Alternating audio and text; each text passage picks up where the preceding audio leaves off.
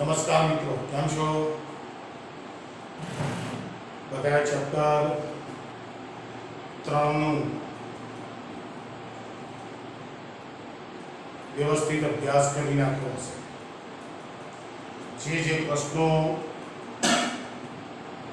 મેં તમને તૈયાર કરવાના કીધા છે એ પણ તૈયાર કરી દીધા હશે।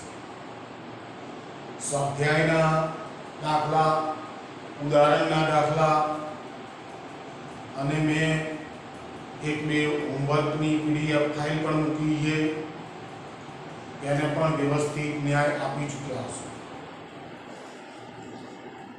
મિત્રો, આજે આપણે ચોથું ચેપ્ટર ચાલુ કરી રહ્યા છે અને એ ચોથું ચેપ્ટર છે ચેપ્ટર નંબર 4 સમતલમાં ગતિ।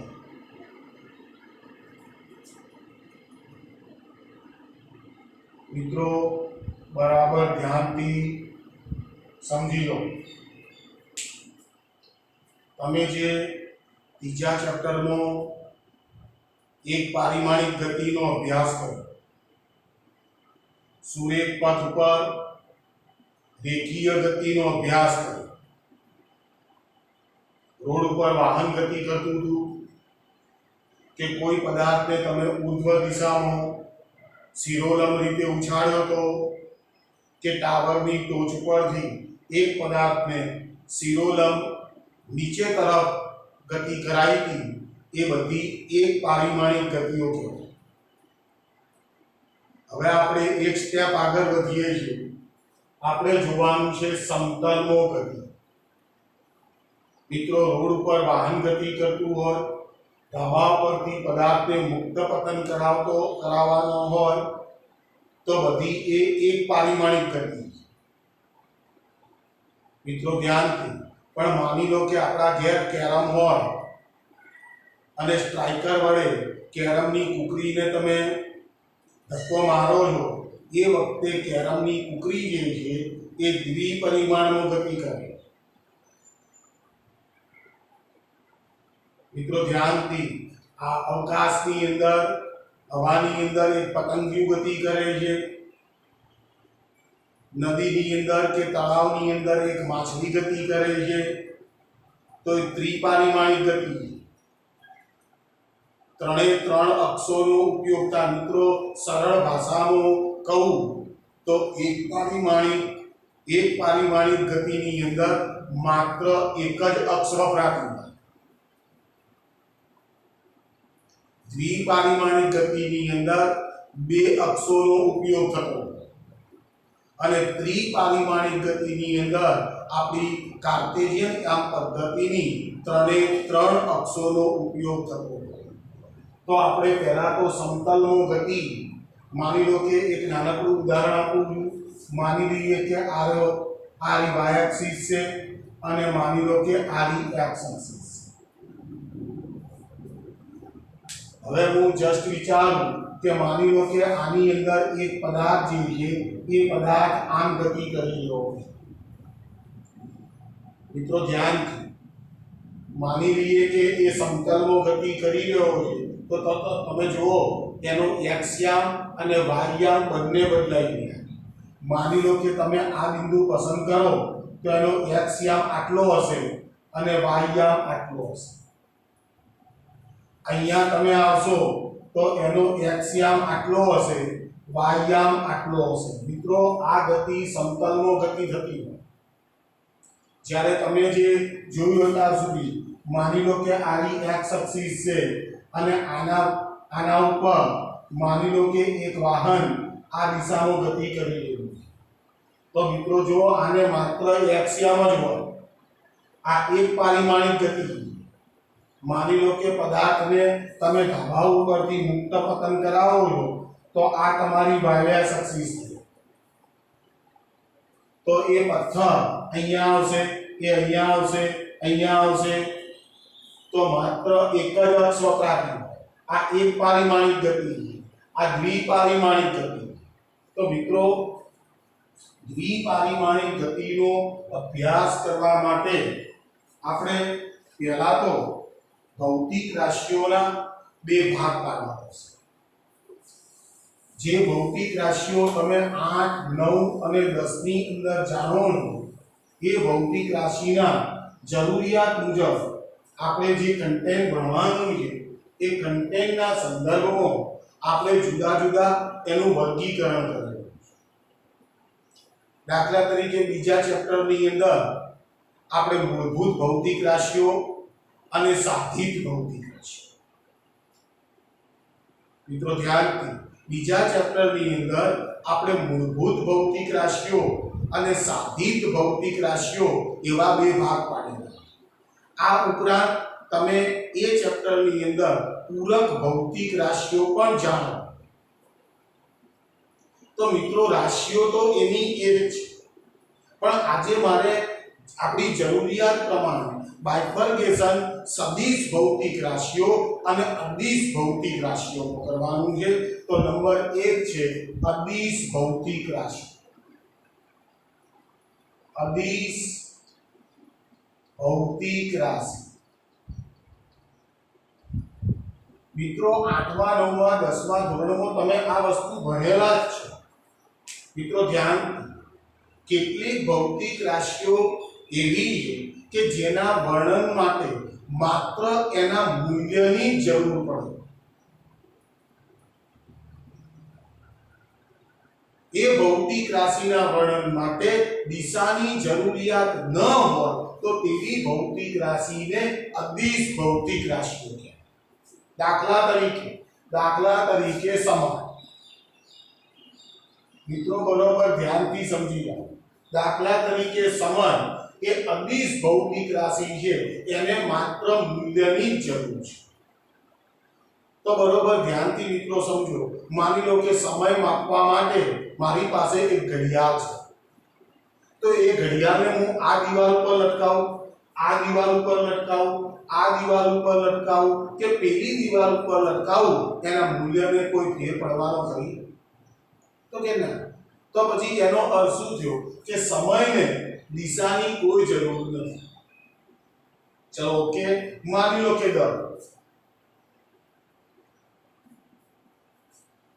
દળ નામની ભૌતિક રાશિ એ પણ અદિશ ભૌતિક રાશિ। માની લો કે મારી પાસે એક સફરજન હોય અને એનું દળ હું મારા રૂમમાં, હવે એ સફરજનનું દળ જો તમે તમારા ઘેર માપો કે એ સફરજનનું દળ પેલો દુકાનવાળો એની દુકાનમાં માપે તો શું જુદું જુદું મળે?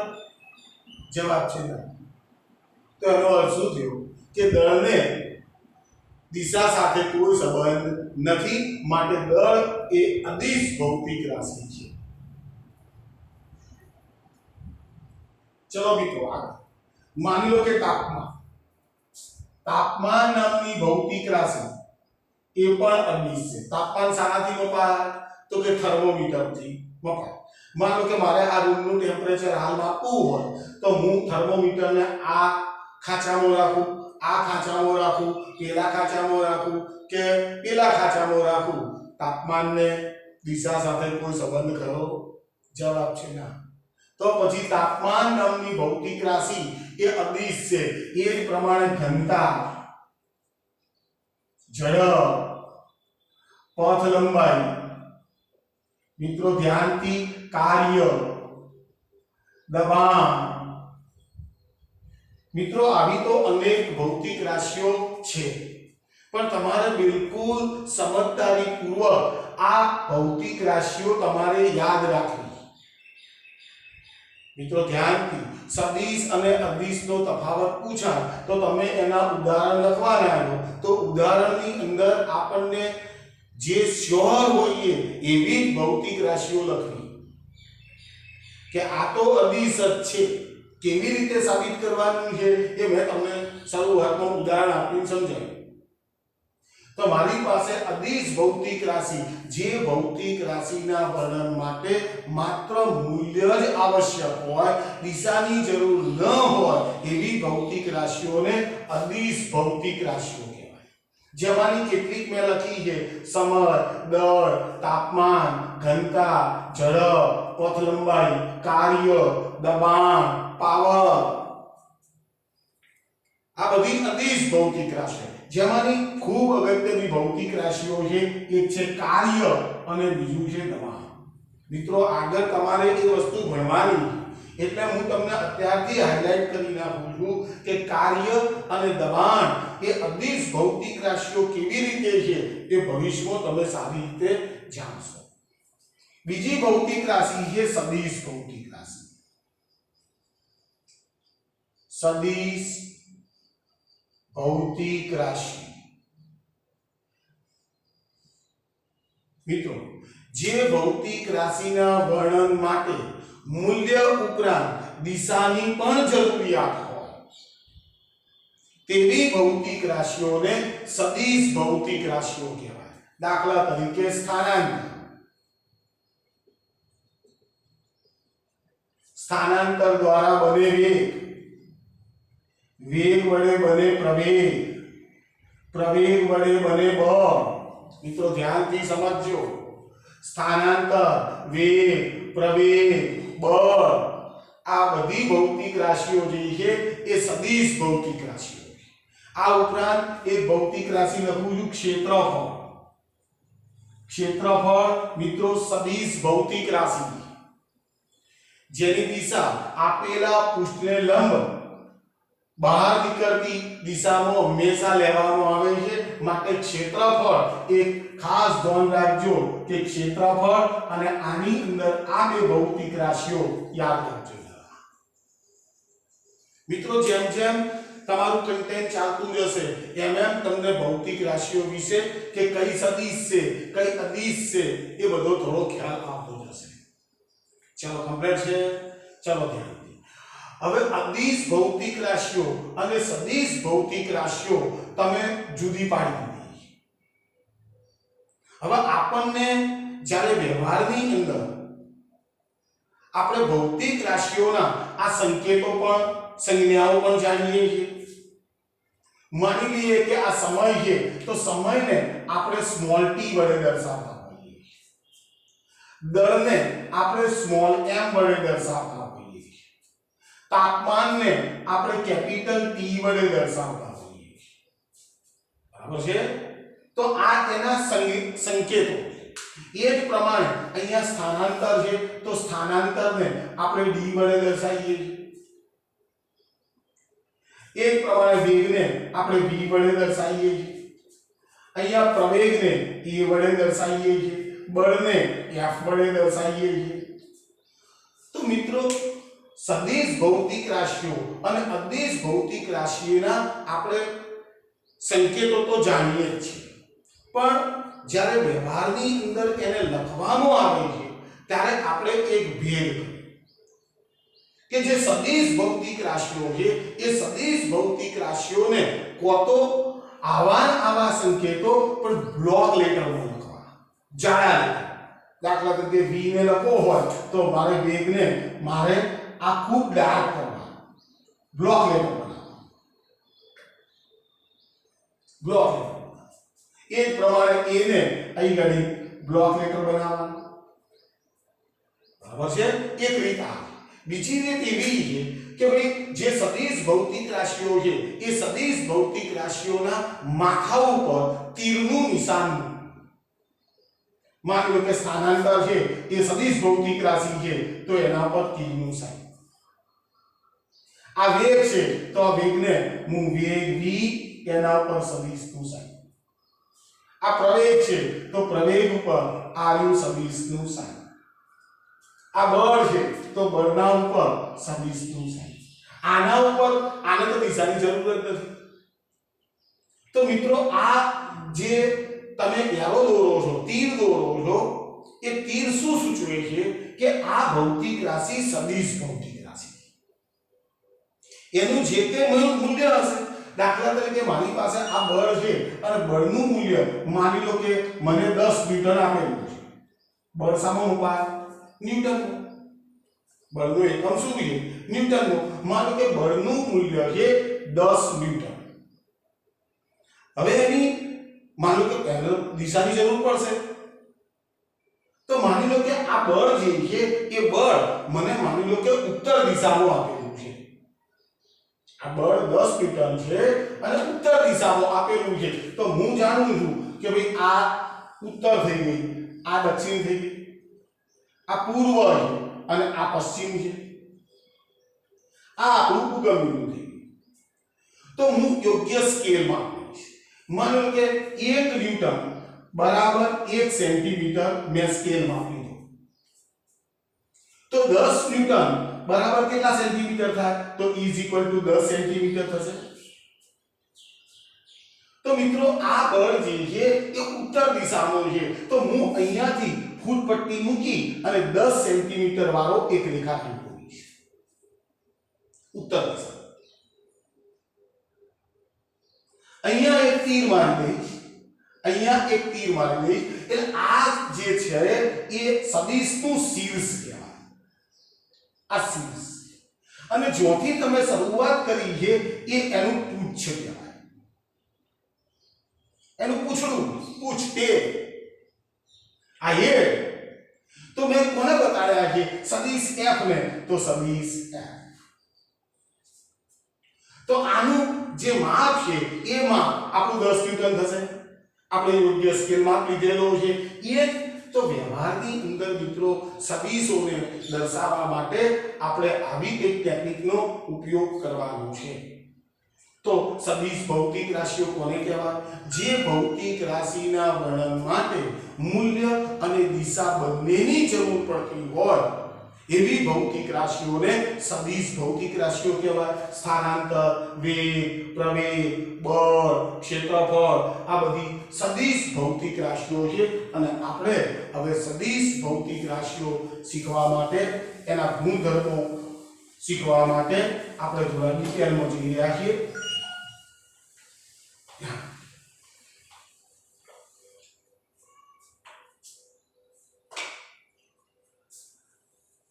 તો સદિશોના મિત્રો જુદા જુદા પ્રકાર.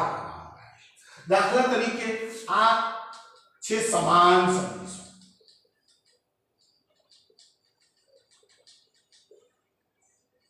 સમાન સદિશો તો માની લો કે મિત્રો મને એક સદિશ આપેલો છે, આ જો સદિશ a છે, અને માની લો કે એક બીજો સદિશ છે, આ સદિશ b. બે સદિશો આપ્યા છે મિત્રો. એની લંબાઈ પરથી તમને ખ્યાલ આવી જાય છે કે બંનેનું મૂલ્ય એક સમાન છે. જો એની દિશા પણ મેં એક સમાન લીધી તો આપણને ખ્યાલ આવી ગયો કે સમાન સદિશો કોને કહેવાય? કે જે બે સદિશોના મૂલ્યો અને દિશા એક સમાન હોય એવા સદિશોને સમાન સદિશો કહેવાય. ચલો સમજે મિત્રો. આને સમાંતર સદિશો પણ કહેવાય. ધ્યાન દો, આ જે સદિશો છે એને સમાંતર સદિશો પણ કહેવાય. સમાન સદિશો તો છે, સાથે સાથે સમાંતર સદિશો પણ છે. મિત્રો ધ્યાનથી માનો કે એક સદિશ p અને બીજો સદિશ લઉં છું સદિશ q.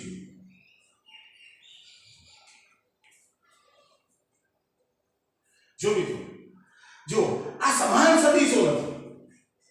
બે સદિશોના મૂલ્યો એક સમાન છે તો કે ના. તો સમાન સદિશો નથી પણ સમાંતર સદિશો છે. આનો અર્થ શું થાય મિત્રો? કે સમાન સદિશો હંમેશા સમાંતર સદિશો હોય, પણ બધા સમાંતર સદિશો સમાન સદિશ હોય પણ ખરા અને ન હોય. તો મિત્રો ધ્યાનથી સમાન સદિશો, સમાંતર સદિશો તમારી સામે પડે. ચલો ધ્યાનથી વિરોધી સદિશો. વિરોધી સદિશો. ચલો માની લઈએ કે મને એક સદિશ આપેલો છે. આનો સદિશ માની લો કે a છે અને આનો સદિશ જે છે એ માની લઈએ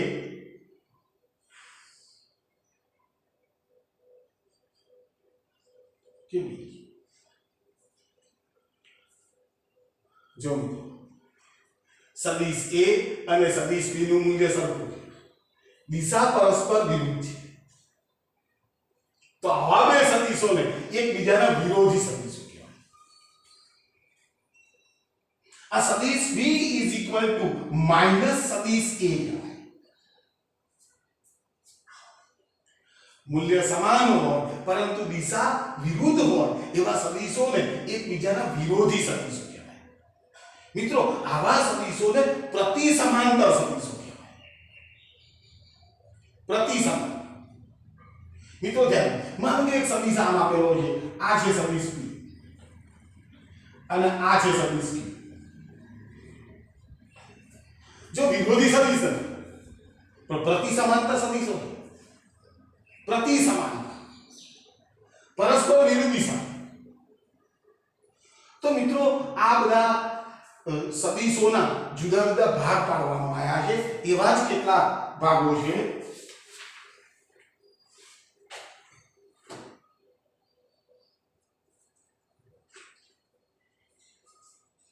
મિત્રો નિશ્ચિત સદિશ, જે બે સદિશોનું પ્રારંભિક બિંદુ નિશ્ચિત હોય તેવા સદિશોને નિશ્ચિત સદિશો કહેવાય.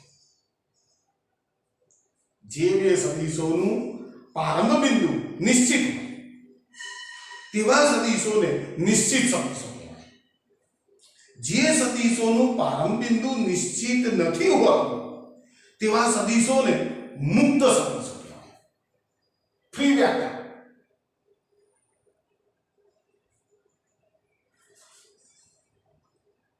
એક જ સમતલમાં રહેલા સદિશોને સમતલીય સદિશો કહેવાય અને જે સદિશોનું પ્રારંભિક બિંદુ સમાન હોય તેવા સદિશોને સમપ્રારંભ સદિશ કહેવાય.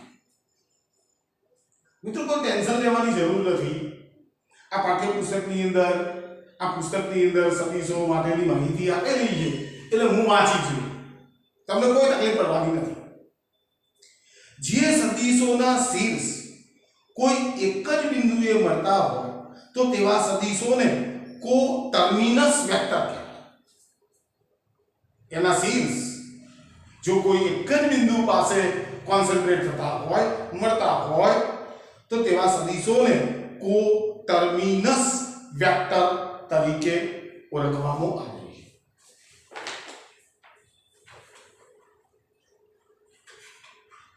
મિત્રો બરોબર ધ્યાનથી, આ માત્ર ને માત્ર માહિતી છે. આ માહિતીનો તમારે વિવેકપૂર્વક ઉપયોગ કરવાનો. ચલો સહેજ આગળ. મિત્રો અદિશો ના સરવાળા, બાદબાકી, ગુણાકાર, ભાગાકાર આપણે બીજગણિતમાં જે રીતના કરીએ છીએ એ જ રીતના કરવાનું આવે છે. અદિશો પણ સદિશો માટે એ વસ્તુ શક્ય નથી મિત્રો.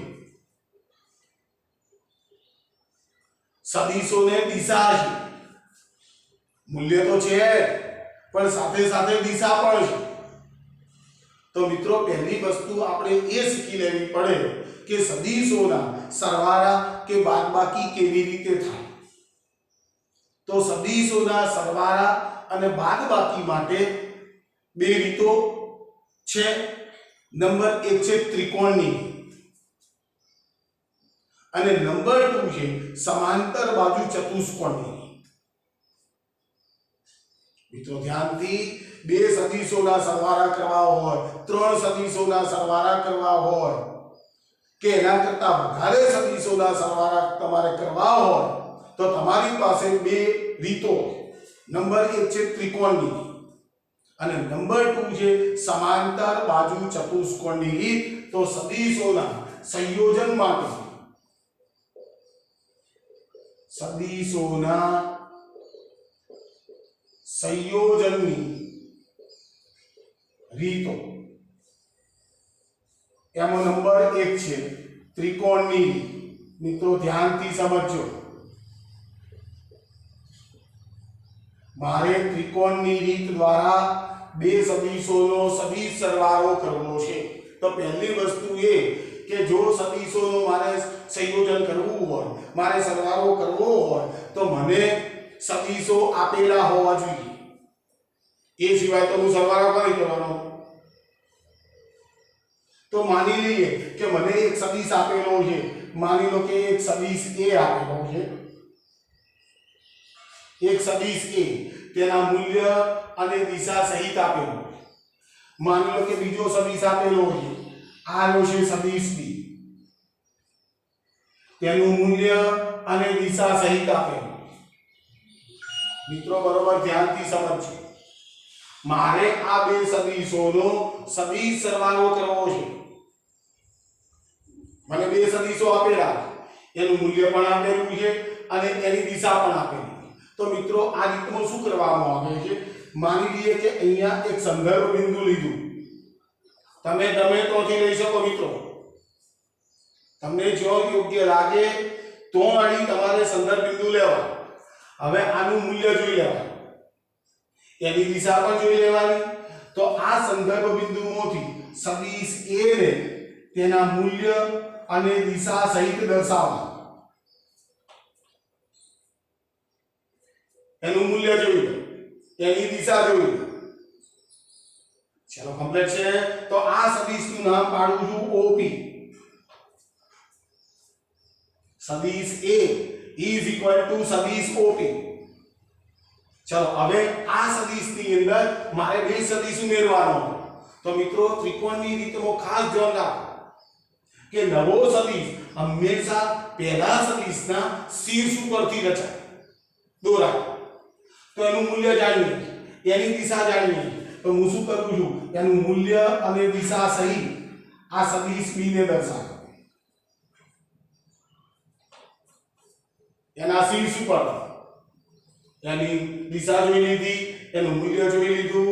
ચલો ધ્યાનથી આ સદિશ a નું પૂછ છે, આ સદિશ a નું શીર્ષ b નું શીર્ષ છે. આ સદિશને નામ પાડું છું PQ. તો આનું પૂછ અને સદિશ b નું શીર્ષ શોધો. આ બંનેને જોઈન્ટ કરી નાખું છું. ધ્યાનથી સદિશ a ના પૂછ અને સદિશ b ના શીર્ષને જોડતો સદિશ દોરો. આ જે સદિશ તમને મળશે એ સદિશ મિત્રો O સદિશ OQ, આ છે આપણો સદિશ OQ is equal to સદિશ OP વત્તા સદિશ PQ. આ નવા સદિશ, આ નવો જે સદિશ તમને મળ્યો છે એ સદિશ A અને સદિશ B નો પરિણામી સદિશ છે. બે સદિશોનો સરવાળો, જે સદિશને માન લો કે હું સદિશ C નામ પાડું. સદિશ C is equal to OP એટલે સદિશ A વત્તા સદિશ B. મિત્રો રીત બિલકુલ સરળ છે. તો મિત્રો ધ્યાનથી આ સદિશની લંબાઈ તમે માપી લેશો તો તમને એનું મૂલ્ય મળી જશે. ચાલો કમ્પ્લીટ છે. માની લઈએ કે તમારે દિશા જાણવી હોય તો દિશા તમને એરા ઉપરથી ખબર પડી જશે. તમારે એક્ઝેક્ટ માપવી હોય તો તમારે શું કરવું પડે, માનો કે સદિશ A ને મેં x એક્સિસ ઉપર મૂકેલો છે, સરળતા ખાતર અહીં ઘડી માની લો કે y એક્સિસ વિચારી. તો જો આપણો પરિણામી સદિશ છે એ પરિણામી સદિશ x એક્સિસ સાથે θ જેટલો ખૂણો રચશે. તો કોણ માપકથી આ ખૂણો માપી લો. તો આ સદિશ સંદર્ભ અક્ષ સાથે કેટલા ખૂણે છે એ પણ મને ખબર પડી જાય. ચલો મિત્રો સદિશ A માં સદિશ B ને ઉમેરો. આ જે રીત છે એ રીતનું નામ છે ત્રિકોણની. ચલો કમ્પ્લીટ છે. ચલો માનો કે સદિશ A, સદિશ B, મને ત્રીજો સદિશ C આપ્યો. મિત્રો ધ્યાનથી માન લો કે સદિશ C જે છે એ સદિશ C મને આવી રીતે આપેલો, એના મૂલ્ય અને દિશા સહિત ઉપર તરફ આપેલો છે. તો મિત્રો કશો વાંધો નહીં. જો સદિશ A અને સદિશ B નો પરિણામી સદિશ તો મેં મેળવ્યો છે. તો જે a અને b નો પરિણામી સદિશ છે એના શીર્ષ ઉપરથી સદિશ c ને તેના મૂલ્ય અને દિશા સહિત બતાવી દો. આ સદિશ c સદિશ a સદિશ b એ તો હું મોડેલિંગ બેઠો તો એનું પૂછ જે છે એના પૂછને પેલાના શીર્ષ સાથે જોઈન કરી નાખો. મિત્રો આ શું થયું? આ જે નવો સદિશ આવ્યો એ નવો સદિશ છે સદિશ a સદિશ b સદિશ c. ચલો મિત્રો કમ્પ્લીટ છે. તો બરાબર ધ્યાનથી ચિત્રોને જુઓ કેવી રીતે નવો સદિશ દોરાય છે.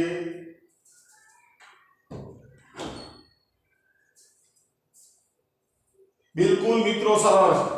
તમે ભૂતકાળની અંદર ગણિતની અંદર રચનાઓ જે ભણતા હતા એના જેવું જ છે. ચલો આ ત્રિકોણની ચલો હવે એક ઉદાહરણ આપી દઉં છું. સમાંતર બાજુ ચતુષ્કોણ. બીજી રીત છે સબાચલી.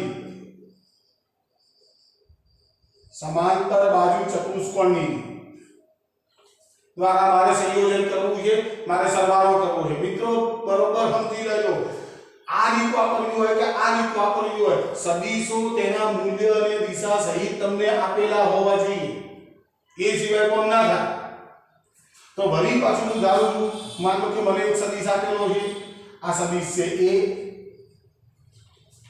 a અને એ જ પ્રમાણે બીજો સદિશ આપેલો છે, માની લો કે સદિશ b.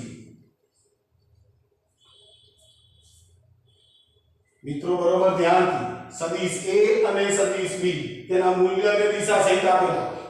હવે મારે આ રીતથી સરવાળો કરવો, સબાચલી. તો મિત્રો ધ્યાનથી વળી પાછું તમે એક સંદર્ભ બિંદુ લઈ લો o. સંદર્ભ બિંદુ o લઈ લીધું તમે.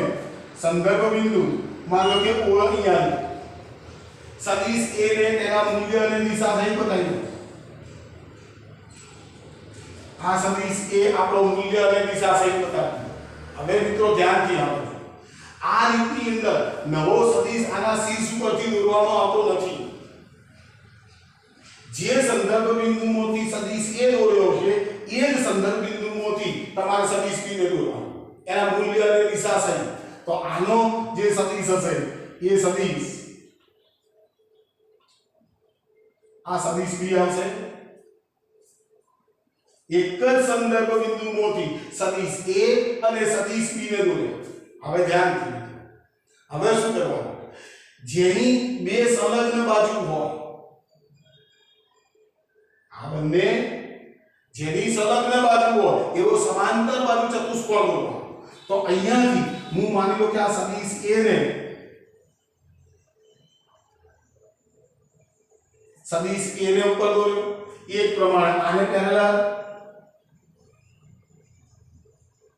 તો મિત્રો આપણો સમાંતર બાજુ ચતુષ્કોણ થયો. આ શું છે? તો સદિશ b.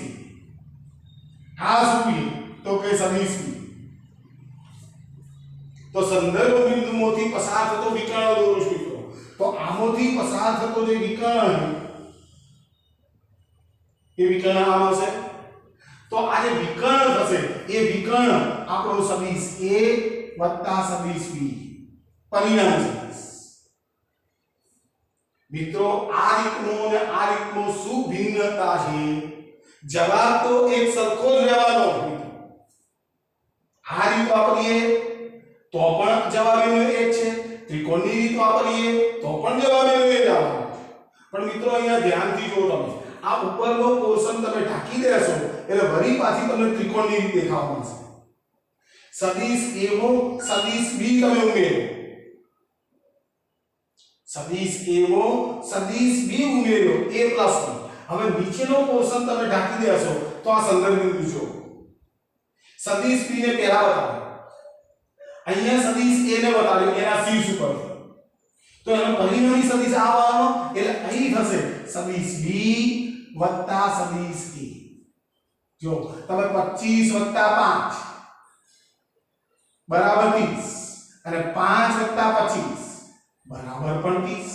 અદિશો માટે સરવાળાની ક્રિયાઓ ક્રમનો નિયમ સાચો છે. તો અહીંયા જો તમે સદિશ a માં સદિશ b ઉમેરો તો આ સદિશ b માં સદિશ a ઉમેરો તો આ જવાબ આવે. એનો અર્થ શું છે? જેમ અદિશો માટે સરવાળાની ક્રિયા માટે ક્રમનો નિયમ સાચો છે એ જ પ્રમાણે અદિશો માટે પણ સરવાળાની ક્રિયા માટે ક્રમનો નિયમ સાચો. તો a + b સદિશ a + સદિશ b = સદિશ b + સદિશ a. આપણે લખીશું. ચલો હમણાં છે મિત્રો તો જરા આકૃતિ દોરજો, રીતોના નામ લખજો.